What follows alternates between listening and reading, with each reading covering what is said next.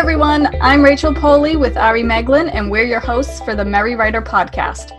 We are on episode 14, and this week's question is, do you write linearly or jump around? This week, we welcome our special guest, author Julie Valerie. Before we get into this week's topic, don't forget to subscribe to the podcast wherever you're listening so you never miss a show. If you enjoy our episodes, please give it a like. Julie, welcome to the podcast. Yay! Thanks for being here with us this week. Thank you so much. My pleasure. Thank you. It's so cool to finally, see you in person, even though it's online, but it's cool to finally hear your voice. I agree. It's so nice to be with you. Thank you so much for inviting me. Oh, definitely. It's lovely having you on. All right, this week we're discussing the order of writing a novel. Do you write linearly, meaning starting at the beginning and finish at the end, or do you jump around based on ideas and preferred scenes? Julie, what are your thoughts on this? Well, it's not a clear answer. I would say that it depends on what part of the writing I am doing. For example, when I am pre-writing and getting myself ready to start a new project and I'm taking notes and feeling inspired and developing an outline, then I would say it's very nonlinear. Sometimes ideas come when I'm driving. Sometimes I spend a whole morning just thinking about a certain section of the novel. So as I'm pre-writing, I definitely do it in a nonlinear fashion. I'll hop around and I'll also spend time on key scenes, getting them all sketched out before I actually start writing. So that is definitely nonlinear. I sometimes start with the book ending, the beginning, looking at the beginning and the end of the novel. Other times I'll spend looking just at the inciting incident. There's a lot of hopping around in the pre-writing stage. I have to say, when you said you get ideas with driving, I think that is totally universal, because so many writers are always like, oh yeah, driving, and you get all these ideas. How do you capture them while you're driving as well? Oh, that's a very good question. So I have my, I never ever text while driving, of course, but I do have my phone so that if the ideas are really coming, I'll just pull over and to a parking lot and hit the record device on my iPhone and just start talking into the record section. I also have the little notes feature inside my iPhone so that I can type notes if I'm in line at the grocery store, or if I'm running a carpool with my kids, or I'm sitting at a basketball game or whatever. So I definitely use my iPhone to collect thoughts as they come. I always have a pad of paper with me. So in my handbag, tote, whatever, I've always got paper and pen. I have paper and pen by my bed, because I often, especially when I'm conceiving of a new story, I'll sometimes go to bed a little bit early and just lay in bed knowing that it's going to be a long time to fall asleep, because as I'm resting and relaxing and my busy mind of the day is starting to slowly fade away and I'm getting ready to fall asleep and go into dream state, it's a very relaxing time. So a lot of creative ideas come then. So I always have the pad of paper next to me. Same thing with waking up.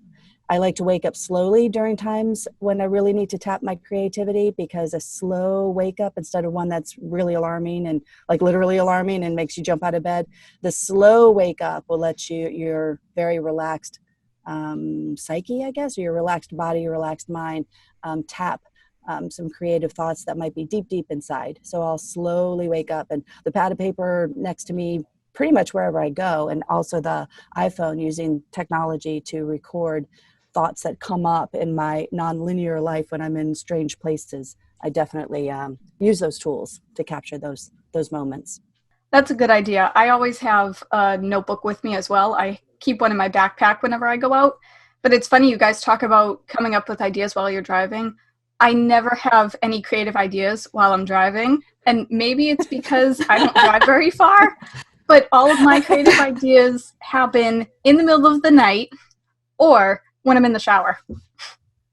Yes, the shower. Yes. I would say wherever you figure out that the ideas are coming to you, that's where you put the pad of paper so that it's within reach. I am surprised how much I'll think of something in the shower, and then by the time I get out and get dressed and dry my hair and then, make my way all the way to the pad of paper to my office, 20 minutes have passed, and I'll sometimes think, oh my gosh, what is it that I was trying to remember? What is it? What was it?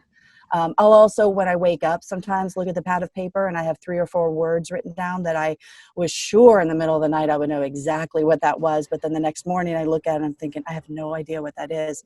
So do be aware if you're waking up at night and collecting thoughts that you might not have the memory trigger might not be as strong if you do it in a sleep state than when you're doing it in your daily life. Also, the time between when the fleeting thoughts come to when you can actually write them down, be aware of that thoughts in the shower and it's 20 minutes before you get to your office to write it down, you might lose something. So then just move a pad of paper into your bathroom next to your sink and your toothbrush so that you can step out and capture all those thoughts. Yeah, that's what I do. I interrupt my shower and I get out and I write something down, or I'll type something in my phone. Yeah, it wouldn't be crazy to put a dry eraser board in your shower, because I know I've stayed in the shower longer when the stories have come. I've just stayed in the shower longer, letting the whole. Sometimes you get a download about you're solving a problem in the novel, or an entire new idea comes, and I'm almost frozen and afraid to move from that location for fear that I'll lose that train of thought. So I have stayed in the shower longer just to like think it through, and in those moments, I think I wish I had a dry eraser board.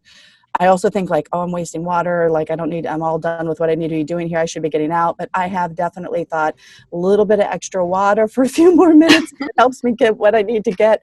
Because those downloads of ideas and inspiration come at the craziest time. So the nice thing is when I finally sit down to write, even though I've been collecting ideas and thoughts from all over the place, and I've been working on an outline and getting my thoughts down and fleshing out key scenes so that I have kind of milestones and destination markers of where I want to reach within the story. When I finally sit down to write, there's a couple of drafts. Of course, the very first draft, the worst draft, not the first draft, but the worst draft, because it's always filled with like horrible things and mistakes, and I'll go on slight detours and then get back to my outline, and it's just a hot mess. But what I do for sure, I didn't always, but I do now, is that when I sit down for the first draft, I will write linear. I will go from start to finish. And there's a couple of reasons why I do that. And by start to finish, I mean I start and I don't loop back. I don't go back to perfect the first chapter. I don't go back to make sure that I've got the best opening line and the best opening paragraph. I start that story and for better or for worse, keep working on until I reach the end. There are places for sure in the manuscript where I even hop completely out of telling the story. And sometimes they're just notes. Like if I get stuck and I know I need to keep writing forward, but I get stuck and I can't quite get my words out, it's frustrating, I'm having difficulty, then I'll just switch to notes. Sometimes I'll change the color of the font, or I'll put something in brackets and just say, note to Julie, in this scene, make sure this person does that and this person does that, and then finish out the brackets or change it back to the original color, and then I keep going. So sometimes if I just can't access the writing, I'll tuck in a couple of notes that I can address later. But there's a beauty to going all the way from start to finish in the very first draft. And would you like to know my thoughts on that? Oh, yes. Yeah, Okay. definitely. So I think that first of all, you have to try to silence the editor. If you are constantly going back and revising and making pretty those sentences that you created yesterday and last week, then you have a very heavy editor on your shoulder. And I think that it's very helpful in a first draft to try to be completely in the creative writerly mind and try to silence the editor. The editor will have her time later. But when you're creating it and laying it down, you want to be able to access all of your creative energy, all of your creative thoughts, and get it all down without an editor on your shoulder. Because it is the editor that's telling you, oh, last chapter wasn't good enough, go back and fix that, go back. And for me, I just got caught in this backwards loop. And it was really a productivity rut. And I thought, I'm never going to finish this novel. I think one of the reasons why a lot of people never finish their novels is because they've got gorgeous first chapters and they keep working on the first chapter. So that's part of it. The second part is I've come to believe in the concept of like an organic manifestation. So if I spiritually enter the act of writing the very first draft of the novel and I start it and I stay with it, no matter what shape it takes, no matter how horrible or how good, at whatever point in the novel, if I stick with it all the way to the end, I will allow something organically to manifest and my story will reach a conclusion. And then I can step back and usually take a little bit of time away from it, but then I can step back and look at it as a whole to see what was it trying to tell me. I might have gone into the story thinking I was writing a story about, I don't know, pick a theme, revenge. But then when I'm done, I look at it and it's a story of justice or it's a story of forgiveness. So only when you get all the way to the very end and write linearly during your first draft are you able to stop and say, what was this thing that I helped pull into shape? What was the sculpture? What was this piece of clay? What was this organic thing? What did it want to be? Let it get to the end and let it speak to me. So that part is really important and very valuable, because in the difficult task of editing, which you can possibly talk about next, you'll have a better sense of what needs to be edited and what needs to be shaped once the whole thing has been laid down on the piece of paper and you see it for what it really truly is. The third and final thought about why it's helpful to write in the linear fashion from start to finish on your first draft goes back to something I've alluded to, which is, time.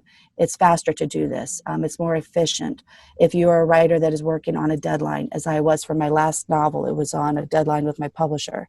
It would have done me no good to bog down and lose time constantly revising chapter 1 and going back to certain locations and making it as pretty as possible until I completely finished the whole thing. So you need to get to the end so that you and your editor, if you are the editor for the second draft, or if there's another editor person coming in to help you shape the story, you need to produce something that needs to be on the page for the hard next steps to take place. So if you're working on deadline, I think it's the only way to go. Get it on paper so that you have something to work with. It'll help you be more efficient. And it will also shorten the amount of time for a lot of writers who say, I've been working on my first novel for 10 years. I would say, explore why it's taken 10 years, but certainly maybe part of that is making gorgeous first chapters and beautiful chapter 5s, but not finishing out the story. I think the issue with the editor on your shoulder, I mean, I have suffered for that for a long time. Mm-hmm. My first stories that I used to write, I don't even think it was that I was trying to get everything like really beautiful, but it was just, I would constantly go, I thought of something nicer and better to say and the strength of the character. And I would just bounce back and forward throughout. And the problem with that is when I finally finished the first draft and then stepped away and came back, I'd be like, I'm going to have to chop a lot of this stuff out because I don't like the story enough. So all that editing was completely time wasted, because then I stripped the story out and started again with a stronger plot, or maybe I gave a character a bigger part. So, and a lot of that extra editing I did that I didn't need to, it was a time waste. I totally agree. And so one thing I've started to do, I've done the exact same thing. And one of the ways that I've solved that problem for myself in my own writing life is I always have a dedicated spiral notebook next to my computer on a particular project. And so instead of taking the time to go back into a location of your manuscript and rework a personality or rework a character action or rework whatever it is that you're reworking, which could take a really long time to make that little area what you want it to be, it's a lot faster to write notes down. That's basically a spiral notebook, so that when I do my next pass through this novel and when I'm going into my next round of editing, here's my notes about chapter 5, here's my notes about this character, here's my notes about the sequence of events, so that I can incorporate it into the second round. But when it's a first draft, which is different than a second and different than a third, a first draft, I think it's really helpful just to get it all down, get to the end. I sometimes, I kind of intuitively know what my word count is going to be, just kind of the shape. I've only written 2 novels, but both of them are around the exact same size. So I kind of have an intuitive feel for how big and how long this project is actually going to be. But the first draft is about 20,000 words shorter, because I know that in the editing, I'm going to be fleshing things out and adding to, of course, taking away, but it's going to continue to grow. So, for example, if a writer was trying to get 85,000 words on the page, which is the average length of an average adult novel, maybe your first draft is 60,000 words or 55,000 words, knowing that in your second draft, you'll be fleshing it out and it'll start to grow and swell. I also have a thought that just came to me about when you're writing linearly, when you're crafting your novel. It's one thing to start and then write all the way to the end, all in a row. But when you do so, keep a couple of things in mind, and those are 3 timelines. One is the timeline of the story. So the first novel that I wrote, the first novel I wrote was my practice, not my practice novel, the novel that I kind of learned how to write on. It will never see the light of day. So technically my second novel, but the first one that was ever published. I originally conceived of it as taking place inside of one day, but then that changed and I let go of that idea because it just wasn't working. And so the first novel takes place inside of 1 week. And so it was through that novel I started to realize 2 different timelines. three total, but let me stick with the first two. There's the timeline of the story itself. Is the story going to take place over 4 decades or 1 day or 6 months? So when you're writing linearly, you might want to be careful to keep track of what day it is and what month it is in your storyline. Because if you go back in and edit and you're now moving chapters around or you're reorganizing stuff, sometimes you can mess up the logic of the story. And what helps is if you are fully aware and you give a little space for your characters to, if you needed to move things around. When I had everything piling in on one day, when I went to break down and reorder some of those activities, I was breaking them down and reordering them inside of a day. And that tight time frame was very challenging to do so. If you were crafting a novel that took place over, a month or 6 months or even decades, when you go to reorder events, you've got a little bit of wiggle room in terms of timeline. So as you're writing, be aware of the timeline. Am I a week later? Am I a day later? Am I a month later? Am I progressing on the timeline of the life of the story? Also, think about the reader's timeline. So for me, I had a very busy first day in my first novel. But there was a point in the first novel where my character reflects on, wow, this has been a really long day. For the reader at that point, they're going to look down at the page count and be like, holy crap, yeah, it was 1 day in the character's life, but this was like 3 days of my reading life. Or I don't know if they're sitting down in one setting to read it or if they're picking it up and it's taken them a week to read the book. So be aware of the timeline that your characters are experiencing, but also the timeline that your reader is experiencing. Sometimes readers have different preferences. So they might want to read a story that goes wide expanses in time. So you just want to be mindful of timelines. I don't want to bog down too much in this topic, but the third and final thought about timeline is your own. And I think I alluded to that. You have a timeline, sometimes a deadline. And if you want to get that first draft down in 3 months or in 6 months or in 1 year, you might want to kind of get a calendar and kind of track this and make sure you're holding yourself accountable and that you're hitting your milestones and you're getting this manuscript on the page. A lot of the reason why I do it linearly, the first draft, is just that, to keep an eye on my particular timeline in my own personal life. So 3 timelines to keep in mind. You talk about the 3 timelines. I keep in mind the story timeline. I write mystery. So each chapter, at the heading, it says what day it is and even the time. And I really keep track of that because when I wrote the very first draft, I didn't keep track of any of that. And it seemed as though my characters solved the mystery in about a day, which that doesn't happen. It is amazing. And I always wondered, wow, is this just me? But I made a conscious effort in the writing of the second book to be very, very aware of timeline. The second book takes place over the course of a month.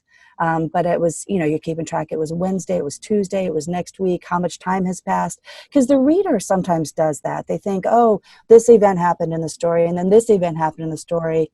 Wow, that's a lot to take place inside of 1 week, or maybe it's supposed to take place inside of 1 week. I mean, I'm not saying that your novel can't be a day long. I'm just saying whatever the length of time it is, be aware and track the timeline as you're writing linearly and as you're getting the story down on the page. Right, exactly. And even if you don't write linearly, if you jump around, it's still good to keep track of that, because then you can say, oh, well, I want the characters to do this, but they need to do X, Y, and Z before they get to that point. Yeah. But this sounds more fun, so I'm going to write this first. Right. Well, for me, it helps to do the outline and to flesh out the key scenes, because I can be aware that, okay, I'm bogging down in the coffee discussion in the morning. I still need to get them to the party Saturday night, or whatever the thing is. So if you're aware of the timeline within the story and for the reader and for yourself, that also helps as you're writing linearly from start to finish. I do a little something different when I come to edit the second and the third draft. Do you want to hear what I do there? Yeah, definitely.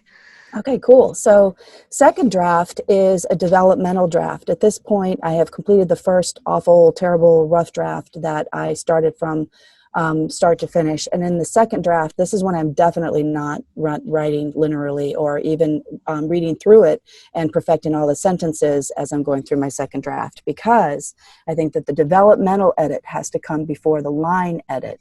So my second draft is a developmental big picture edit.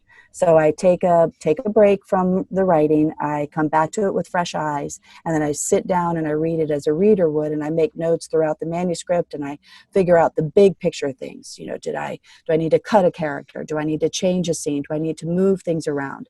Am I building a theme? Am I doing all the things in the rhetoric of fiction and in the realities of a story life? Is it all on the page? So these are really super big and very messy and very overwhelming and very difficult. And it's the time that I often am like, I can't do this. This is so hard. But that's when the spiral notebook really comes into play, because instead of being caught at different locations within the manuscript, the very first read of the manuscript that I do in the second draft, I'm taking notes in the spiral notebook. It is very relaxing to me to have a checklist, because then I think, well, you're not going to forget anything. Don't worry about it. If you can't fix it right now, it's in the spiral notebook. You'll get back to it. But I move around and change the big picture items first, starting with the biggest and the most difficult and the most expansive, moving down like a funnel down to the smaller, less big, and developmental things. So that's what I do in the second draft, and that's definitely nonlinear. The third draft, I go through, and then it's a line edit, and then I'm back to linear again, and I start at the first sentence, and I kind of clean up all of the mess that I created in the first draft and in the developmental draft. And so in the third draft, when I'm going line by line and looking at the sentence, how does it read? What do the words look like as punctuation? Does this make sense? And so then I'm going start to finish. So in 3 drafts, I go nonlinear for the outlining and the sketching out the scenes. I go linear when I'm writing the first draft. I go nonlinear during the second developmental draft. And I go linear for my third draft, which is a line edit. I always write linear no matter what, because it bothers me to jump around. You think so deeply into it, and I'm like, no. Chapter 3 comes before chapter 7. I have to write chapter 3 first. Yeah, I understand. Yeah. And I'm in this podcast acting as if I, hold fast to all these rules.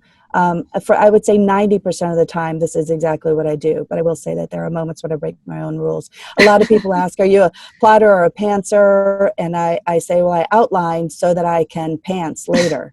And so I do a little bit of both. But officially, I would say 90% of the time, this is my new method of writing, not what I used to do, not what I've done in the past, but moving forward, writing on deadline. The only way I'm going to be able to write a book a year and keep my reader happy is to get a little bit of structure to my process and a little bit of thought into what works for me. And of course, what works for me won't work for everybody else. Everybody has to have their own rhythms and their own productivity. But for me, this is how it works best with 3 drafts. Get to the finished on the first draft and then hop around for the developmental and then go back and go line by line for the third draft. I think you have to try and do different things to find what works best for yourself. Like you said, you had something different and now this is your more current situation. I mean, I actually do jump around when I write my first draft. I am not linear at all. I go for the strongest scene in my head and I write that first. And if that means I write the end and then part of the middle and maybe chapter 2. And I don't write in chapters either. I write in scenes, and then after my first draft, I then make them into chapters. I'll be able to chop and change that. Yeah, that's where a chapter would be, and that's where a chapter would be.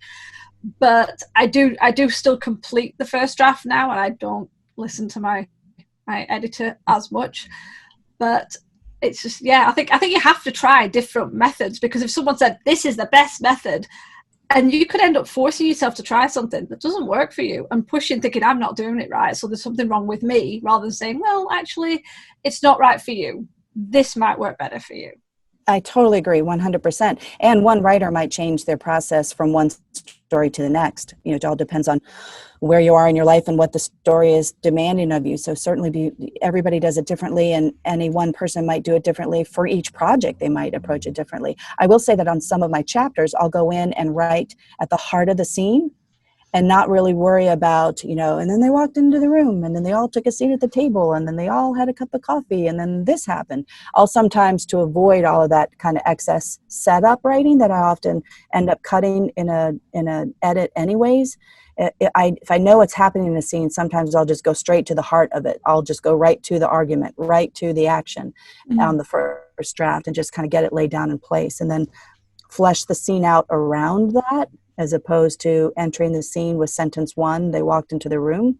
So sometimes, depending on what I feel I can do as a writer, I'll sometimes start right at the heart of that chapter, that scene, and later go back and flesh out, get them all into place.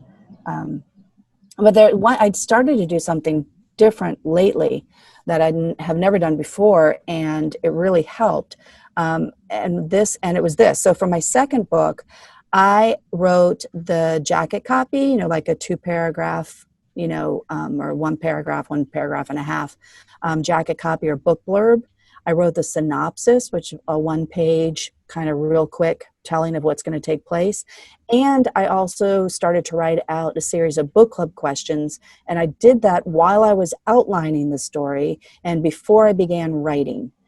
And it was the first time I ever did it, and I really liked it because I liked having the support of the outline as well as the book club questions, as well as the synopsis and the jacket copy, because it helped me to understand what I was writing towards, like what the final product was going to possibly look like.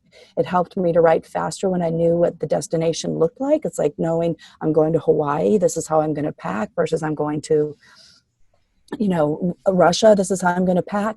So I kind of knew the destination. It's funny because when I finished that project, it didn't look quite like the jacket copy, the synopsis, or the book club questions that I had originally designed while I was outlining. I would say it was about 75% accurate, in terms of I hit essentially 75% essentially stayed in place. A lot got chopped and a lot got added. So it did change and take a different shape. I wasn't rigid and I didn't stick to it without, saying, by golly, it's going to fit this rigid little box. But for myself, with the first novel that I completed, then when I was told, now you have to write a pitch or query letter for an agent, now you have to write a synopsis, now you have to write book club questions, I was like, what? I can't do that. I wrote I literally was like, please tell me to write another 85,000 words because I really can't write a 1-page synopsis of these 85,000 words. That is freaking hard. I was like, I'm a novelist. I'm not a poet. I don't write in short form. This isn't flash fiction. Don't make me write a 1-paragraph pitch for a query letter. It was really, really hard. And so I thought to myself, I don't want to live through that agony again. I'd rather sketch it all out ahead of time. So that's very non-linear. That's almost starting at the end when fleshing out what the final components of the produced book will look like before starting the writing. So that's kind of backwards. So instead of linear going from start to finish, this is almost like going from finish backwards. But I will say it was helpful. And as I was writing that spiral notebook and that set of book club questions, as I was discovering things when I was writing, I was finding new book club questions, or I was deleting old ones that I thought were going to be important. And I was adding things to the synopsis and I was crossing things out. So the jacket copy, synopsis, and book club questions absolutely were a living document, every bit as much as the manuscript is a living document. But I sure liked having them by my side for the second book. It made it a lot easier than what I did for my first book. And, it worked for me. Maybe I should give that a try because I avoid the synopsis like the plague. I know. People ask me, what's your mystery about? And I say, do people solve a mystery? There you go. Done. That's all the information you get. You'll have to read the book. Well, it's interesting because there will come a time that you'll look at the story that you wrote and people will start to ask hard questions. Which bookshelf does this belong on in the bookstore? Who are your readers? What is your target market? What are the comp titles? What are the authors that write similar work and might share a similar audience? So there will, in the end, be market questions or ways to, how do I now get my story into the world? And so sometimes if you kind of look at the world first or look at comp titles or books or authors or I'm not saying look at their books and then you create a book similar to it. I'm just saying kind of be aware. I know that there are many writers that are, if you'd ask them, well, what is the genre? They're not quite sure. And that's okay. They're like, there's a little bit of, I know somebody, here's an example. I know somebody that is kind of like, I think it's cross genre. There is a romance, there's a mystery, it's kind of psychological thriller. Well, then the question became for her, is this romantic suspense? Is this thriller? Is this a domestic thriller? You know, what is this? And so then she ended up having to really fine tune the elements of her novel to fit a genre so that it could be marketed and put out into the marketplace. And a book cover designer could make sure that the cover design matched, you know, romantic suspense versus domestic thriller versus, you know, the different genres. They all are slightly different and they do require slightly different things when the book is being produced and released into the world. So she came out of it feeling it as if she kind of was in 3 genres and she was calling it cross genre, and she got real quick told, if this thing is going to sell to a publisher, we need to, it's confusing. So we need to make sure that we are kind of not picking one and sticking to it. I know a lot of people would be like, what, this is terrible advice. I'm talking about one person's experience. Had she looked at the marketplace first and said, I want to try to stay solidly in the romantic suspense lane, she would have saved herself a lot of rewriting. She would have possibly made different choices in the telling. She's happy with the outcome, but she had a painful edit. I think with if we talk about like categories and genres, I think, as you said, people get caught up with like, oh, it's this and it's this and it's this, and like, especially if you're doing it on Amazon, it's always an idea to think, right, well, you need your main genre. You might have a subsection that it classes it as romance, subsection that's sci-fi, but if it's like its main overarching theme you want to be thriller, then that's kind of the genre that you think about, and then you can tag in the other things afterwards. I mean, that's why places like Amazon have subcategories so that you are covered in those areas, even if it's not officially, you know, a main romance. Absolutely. To give you the option. I totally agree. And some of the best books I've read lately have crossed genres or have incorporated more than one genre into the storyline, and I have loved it. Or they've taken a genre and completely turned it on its head, in part because they took elements of another genre and incorporated it into the storyline. So this was just one story of one writer, and the time she, you know, what she experienced with that one particular manuscript. That was definitely not to say that you have to choose one genre and stick with it. Just that I know somebody who had a painful edit because she really wanted to, she didn't quite hit the mark on the romantic suspense like she should have and could have during the initial writing, because she kind of just let things roll, and then she kind of came out with a lot of many things. And to strengthen her particular story, she went back in on an edit that was mostly just like a genre edit. Like, I'm confusing the romance reader, I'm confusing domestic thriller readers, I'm confusing romantic suspense readers if I'm not picking a lane at all for that particular story, for that particular writer. This definitely isn't, you know, a blanket statement that would apply to everybody. But I thought it was interesting I would thought to myself, wow, she's got an edit that relates to genre, which is really interesting.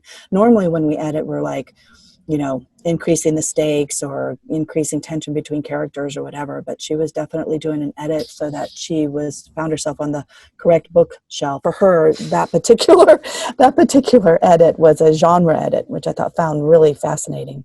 If you can pick out at least 3 major plot points from your story and see what they all have in common, I think you can kind of narrow down your genre through that. Yeah, I think so too. You know, it's funny, when I was first writing, the genre was one of the things that confused me the most. You know, I would go to writers' conferences and go to classes and stuff and hear everybody talk about these different genres.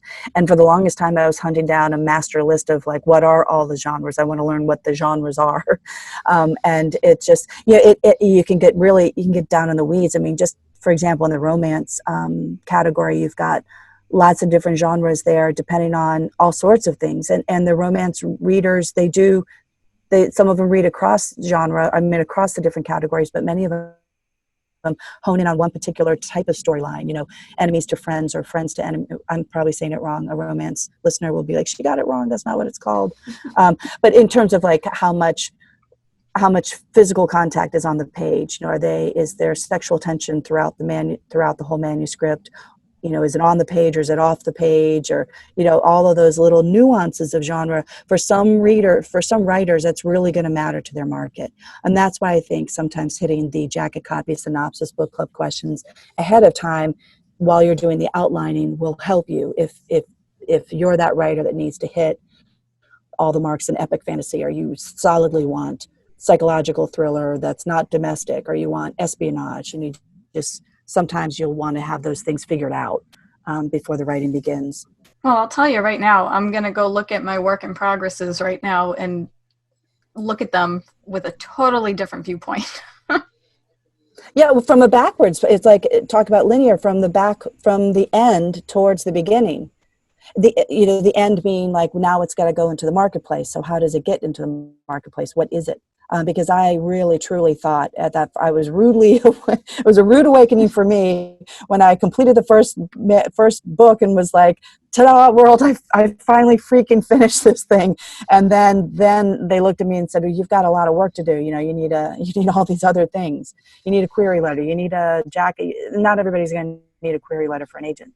But you're going to need, jacket copy. You're going to need synopsis. You're going to need marketing. You're going to need book club questions. You're going to need a cover. You're going to need, there's so many things that you need after the difficult part of the writing is. So talking about linear versus nonlinear, it helped me in the second book to start at the end and turn around and say, where's my destination? And let me try to flesh that out a little bit. Again, packing for Hawaii versus packing for Northern Russia. You're going to pack differently. I love that. I think that's a perfect way of describing it. That's just perfect. Yeah.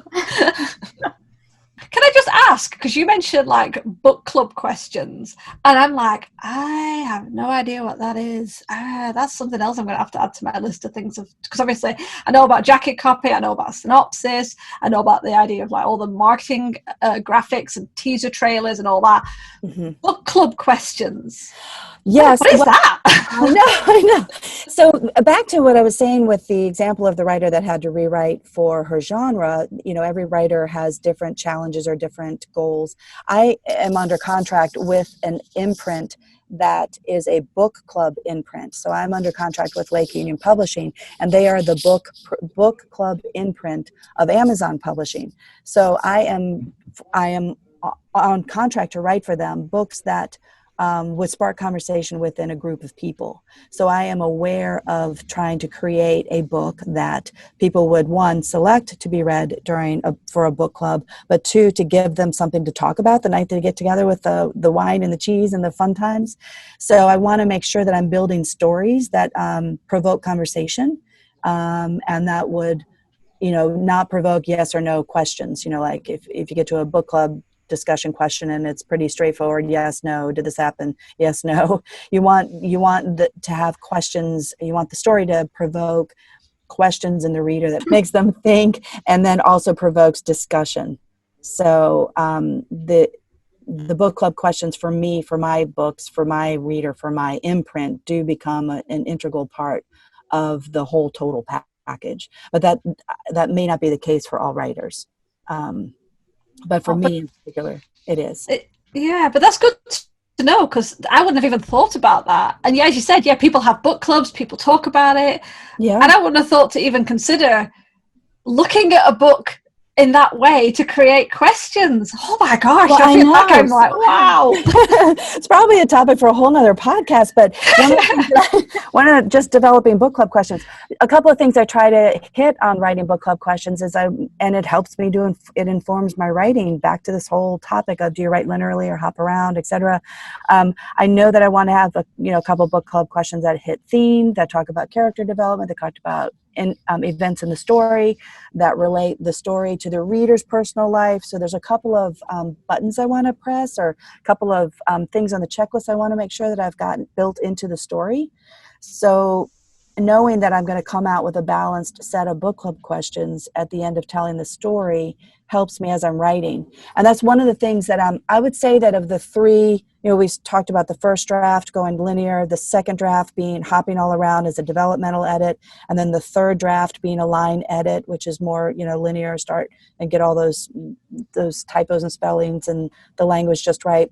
I would say it's the middle one, the developmental edit, that I'm hopping around the second draft, that I work the most with my book club questions. Because if I finish writing the first draft and I've got a story that really doesn't provoke a lot of conversation or isn't hitting some of the buttons that I was hoping that it would hit, and I look at my book club questions and I think to myself, I was just going to use this as an example. If this was a story about revenge, I probably want to have a revenge question in the book club questions. And so then I can evaluate my revenge questions in my book club and then look at the manuscript itself and say, what have I laid down inside of this manuscript that gives information to the reader to be able to chart and see and experience and the revenge concept throughout the storyline, so that if they are together and somebody does say, okay, question number 7, what did you blah blah think of when the blah blah blah, the revenge blah, they'll be able to follow, they'll be able to answer it, because you don't want them all sitting there going, like, I don't really know how to answer that question. So it's in the second draft, developmental draft, the most. I'm always aware of everything at all times, but I would say that's really when the book club questions come in, that I make sure that I've got something at the end of the story, so, and that they're thought-provoking book club questions. I mean, I even thought at one point when I was wanting to get the first book, pitched to an agent and on hopefully to a publisher, I thought to myself, gosh, I almost want to give the jacket copy, the synopsis, and the book club questions. They would be very overwhelming for writers to have to do. But I thought if I were an agent, it would be really great to see, let me get 2 paragraphs or a paragraph and a half about what this is about. Let me get a 1-page, lets me see that, everything was hit in terms of story structure. And then let me see the book club questions so that I can, in 1 page or 2, understand what questions and thoughts and things are going to come from this story. It'd be hard on the writer, but I would imagine very efficient for the editors, the acquiring editors of the publishing houses, and for the agents to be able to make fast decisions. Again, not everybody wants to go the traditional route. A lot of people are avoiding that for a lot of good reasons. But still, in marketing copy, you could roll your jacket copy straight. It's designed for marketing. You could tease out some of your book club questions as an indie writer or a traditional writer or a hybrid writer. You could tease out some of your book club questions in part of marketing or in a Twitter conversation or as a Facebook post. So all of these components are helpful no matter what your path of publishing. And it certainly is helpful to have them all in mind, even when you're sitting down to write the first word. I'm going to have to think more on that, because when I outline my novels, I create a list of plot points that I want to touch upon in the draft. I'll sometimes form them as questions, and if I don't answer all of those questions by the end of the novel, then I need to fix something. Mm-hmm. But forming them as book club questions sounds a lot more fun and useful. Yeah, if it works, if it's helpful for your listeners, then that's wonderful. And like I said, again, it may not matter to some writers. So choose whatever comes from this conversation that is helpful to you. These are the things that were helpful to me and that I came to really believe in. I also, because back to right now I'm trying to write a book a year. I have been doing a lot of soul searching in my own private process of trying to be aware of places in my own life where I'm wasting time or spinning my wheels or having to redo things or wishing I had done it better or more efficiently. And these are just a couple of things that I've learned at this point in my journey as a writer. I might have something totally different to say next year, in 5 years, and in 10 years. But from where I'm at right now, and I'm just sitting down to develop my 3rd book, this is where I'm at. And it came to this a lot more than anything. I came to this from making mistakes and from learning about ways that I could have done things differently. And again, I don't think we've said it in the podcast, this is just my one unique journey as one individual writer approaching, and it will probably evolve and change from there, and I'll have something completely different to say after writing the next book. But this is where I'm at between finishing book 2 and starting book 3. This is where I'm at with my process. When somebody asks me the question, do you write linearly, I have to learn how to say that word, or non-linearly, say that 10 times fast, linearly. But yeah. Well, that's the thing. Everybody has their own journey and everybody has their own unique writing style, and it takes a long time to figure out that writing style. And as you said earlier, it all depends on the project. It depends on the genre. So even if you find what works for you for one book, it's going to change for the next book. Yeah, I agree. Thanks so much for Julie for joining us this week on the Merry Writer podcast. Julie, do you want to tell our listeners anything about you? Do you want to mention your books or your website, or feel free to plug away? Oh, thank you so much. I would say that you can find me at julievalerie.com, and I'm writing a series for Lake Union Publishing, which is an imprint of Amazon Publishing, and the series is titled The Village of Primm series. And the first book, Holly Banks Full of Angst, released December of 2019, so it's been out for about 6 months. And in Holly Banks Full of Angst, it is described as a laugh-out-loud debut novel for anyone who's tried to live the perfect life and learn the hard way. There's no such thing. So that brings us to book 2 in the Village of Primm series. And book 2 is titled The Peculiar Fate of Holly Banks. And that book will be releasing November of 2020. And in this book, a wife, mother, and aspiring filmmaker clings to the pursuit of perfection only to have fate play with every plan she's made. So I will hopefully be releasing a book a year. And they tend to come out in November and December. So knock on wood that will be what will happen moving forward. But there you have it. Holly Banks Full of Angst, released December 2019, and The Peculiar Fate of Holly Banks coming out in November 2020. JulieValerie.com. It's sometimes confusing. Julie's my first name and Valerie is my last name. And put them together, and it's Julie Valerie, and then add .com, and you'll be able to find everything you need to find about me. Great. All the links to that will be in the description below. Be sure to go visit Julie on her website and her social media and give her some love. We hope you guys enjoyed this episode. Do let us know if you write linearly or jump around in the comments below or on Twitter using the hashtag #TheMerryWriterPodcast. If you want to get some extra content, head on over to our Patreon page at patreon.com/TheMerryWriterPodcast. You can support our show and get yourself some great rewards. Tune in next week for another episode of the Merry Writer Podcast, where we ask all the right questions. Thanks for listening. Bye. Bye. Bye. This podcast is brought to you by Writer's Block. We hate our brains. The music titled Inspired is by Kevin MacLeod, licensed under Creative Commons 4.0.